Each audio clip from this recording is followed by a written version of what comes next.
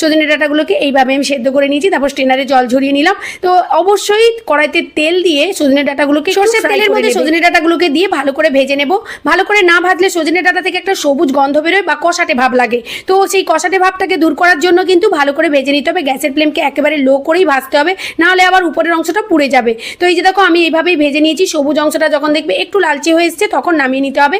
তারপর কড়াইতে আবারও একটু সরষের তেল দিয়ে ওই যে পেস্ট বানিয়ে রেখেছিলাম ওইটা দিয়ে দিলাম, আর টমেটো কুচি দিয়ে ভালো করে ভাজতে থাকবো। এই রেসিপিটা অবশ্যই সরষের তেল দিয়ে বানাবে, কেননা সরষের তেলের একটা ঝাঁজ থাকে, তো গরম ভাতের সঙ্গে জাস্ট অসাধারণ লাগে। তো অল্প একটু নুন দিয়ে দিলাম, হলুদ গুঁড়ো আর কাশ্মীরি রেড চিলি পাউডার দিলাম, কেননা আমি যেহেতু দুটো শুকনো লঙ্কা দিয়েছি তাই আমি লঙ্কার গুঁড়ো আর দিলাম না। তো মশলাটাকে ভালো করে কষাতে হবে, হালকা আঁচে কিন্তু কষাতে হবে, নাহলে কিন্তু মশলাটা পুড়ে যাবে। মশলাটা যেন পুড়ে না যায়, পুড়ে গেলে কিন্তু খেতে ভালো লাগবে না। তো এই দেখো গ্যাসের ফ্লেমকে লো করে আমি এমনভাবে ভেজে নিলাম, আর খুব বেশি তেল দিইনি, যেন তেল চারিদিকে বেরিয়ে যাবে এরকমভাবে তেল দিইনি, কেননা বাড়ির রান্না যতটাই সাধারণভাবে রান্না করা যায় ততটাই ভালো। সবার শরীর স্বাস্থ্যের দিকে একটু তো ভাবনা চিন্তা করতে হবে।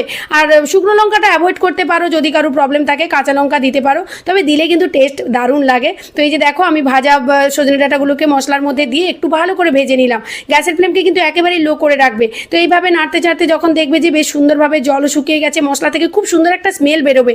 তো জাস্ট অসাধারণ লাগে এই রেসিপিটা গরম ভাতের সঙ্গে। এই যে মশলাটা আছে না,